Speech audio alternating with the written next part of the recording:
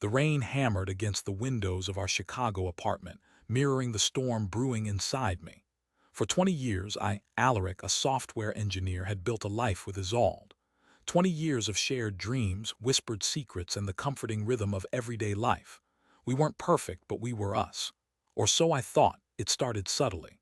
Isolde, always meticulous about her appearance, began spending an inordinate amount of time getting ready, even for mundane errands.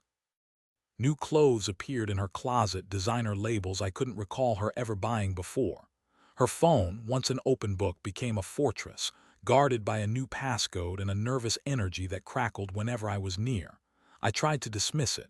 Maybe she was stressed at work. Maybe she was just going through a phase. But the nagging feeling persisted, a cold dread that tightened its grip with each passing day. One evening, Isolde claimed she had a late meeting. I offered to pick her up, but she brushed me off, insisting she'd take a cab. A simple gesture, but it felt like a wall being erected between us. That night I couldn't sleep. I tossed and turned, the silence of the apartment amplifying my anxieties. Around 2 a.m., a notification popped up on our shared tablet. It was a news alert, something about a traffic accident downtown. Just a routine update, but something compelled me to click on it. The article described a two-car collision near Isolde's office. No fatalities, but several injuries. And then I saw a blurry photo of the wreckage. A familiar silver sedan crumpled beyond recognition. Isolde's car. My heart lurched. I tried calling her, but her phone went straight to voicemail. Panic clawed at my throat. I raced to the hospital, my mind reeling with possibilities, each one more terrifying than the last. After what felt like an eternity, a nurse confirmed that Isolde had been admitted. Minor injuries, they said, but she was still being evaluated. Relief washed over me, so potent it almost brought me to my knees. But as I waited outside her room, a fragment of a conversation drifted through the door. Isolde's voice, soft and intimate, laced with a tenderness I hadn't heard in years. "I'm so sorry, Lucian," she whispered. "I didn't want you to get hurt, Lucian." The name pierced me like a shard of ice. Who was Lucian? And why was Isolde apologizing to him? The door creaked open and I saw him. A man I vaguely recognized from Isolde's office Christmas party, younger, handsome, with a smugness that radiated from his very being. He looked at me, a flicker of surprise in his eyes, quickly replaced by a calculated indifference. "Alaric," Isolde said, her voice strained. "What are you doing here?" "I came to see if you were okay," I replied, my voice trembling despite my best efforts. "Who is this?" Isolde hesitated, her eyes darting between Lucian and me. "This is Lucian. He gave me a ride home, at 2 a.m. after a late meeting." The lies hung in the air, thick and suffocating.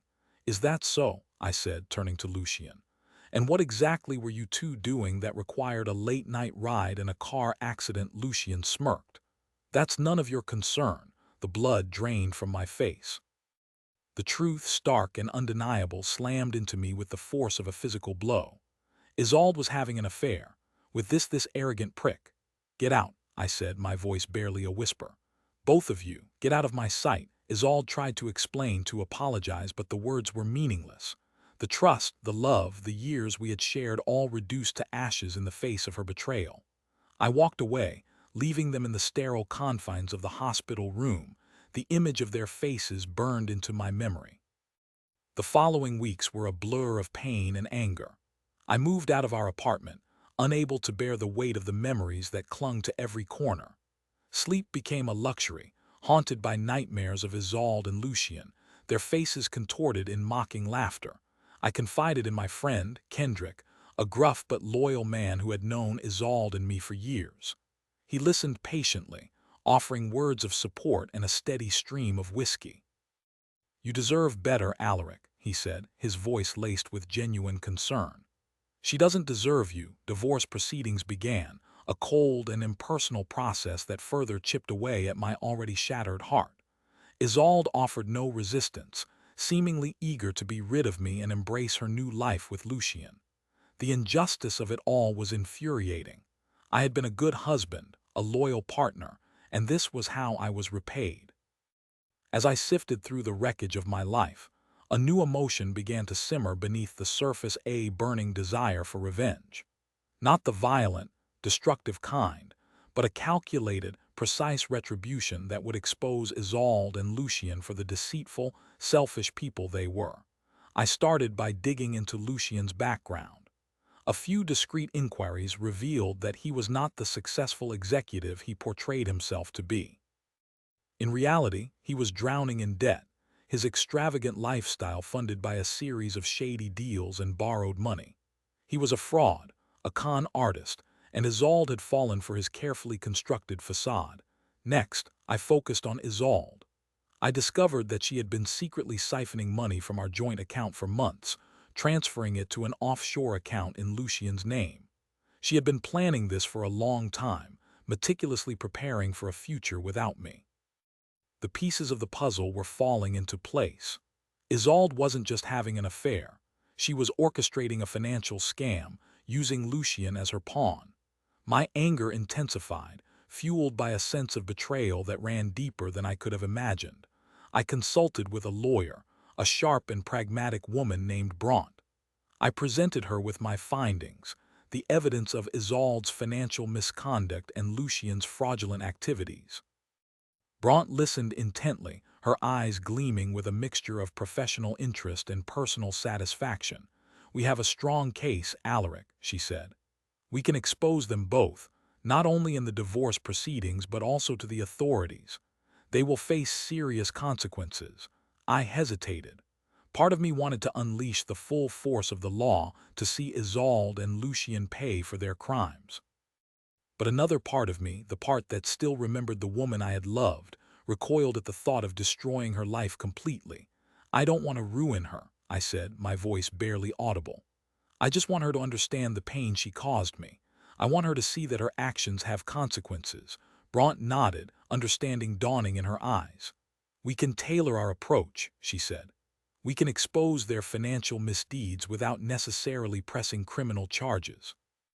We can ensure that Isolde loses everything she gained through her deception, and that Lucian's fraudulent activities are brought to light."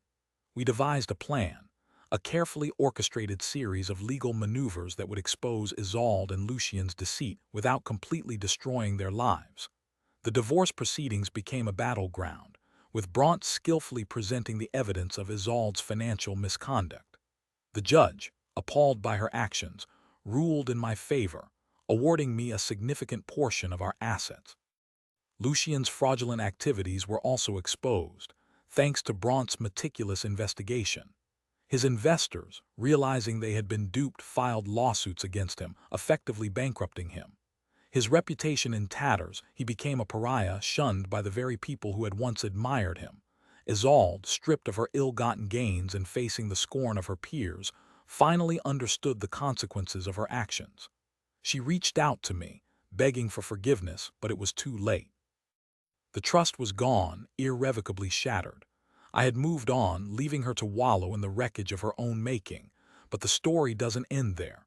A few months after the divorce was finalized, I received an unexpected visitor.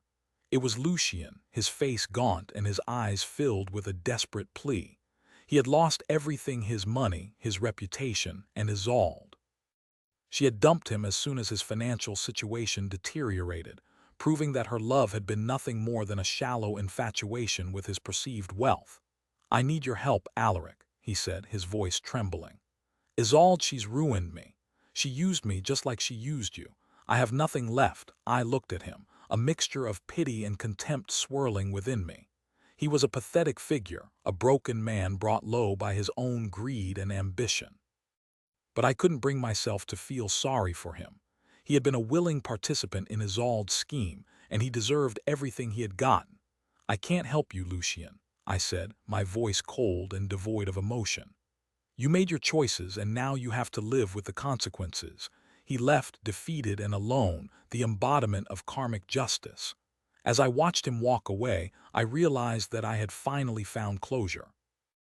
I had avenged myself, not through violence or destruction, but through a calculated and precise exposure of the truth. But the greatest revenge of all was the realization that I was free.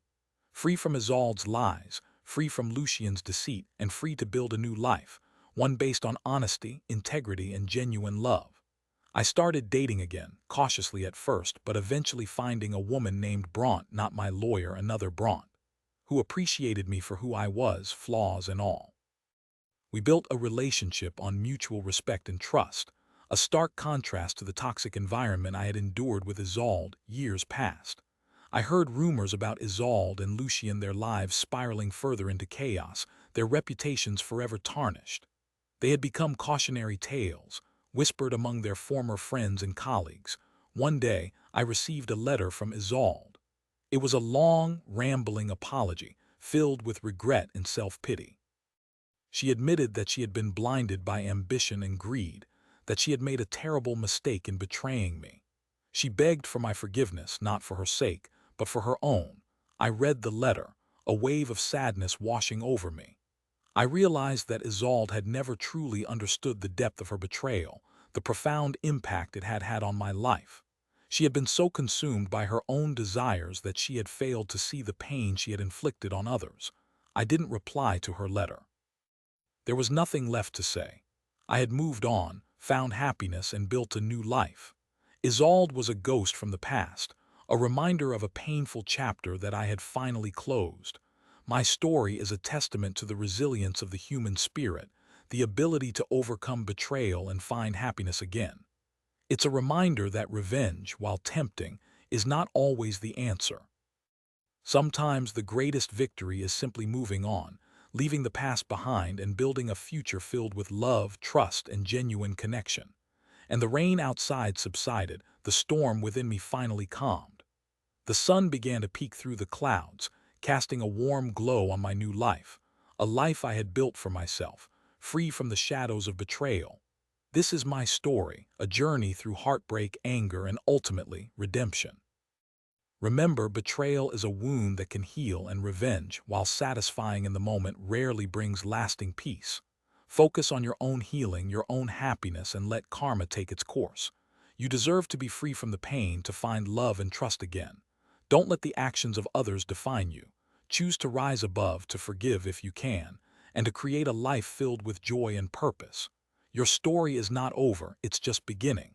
Alaric.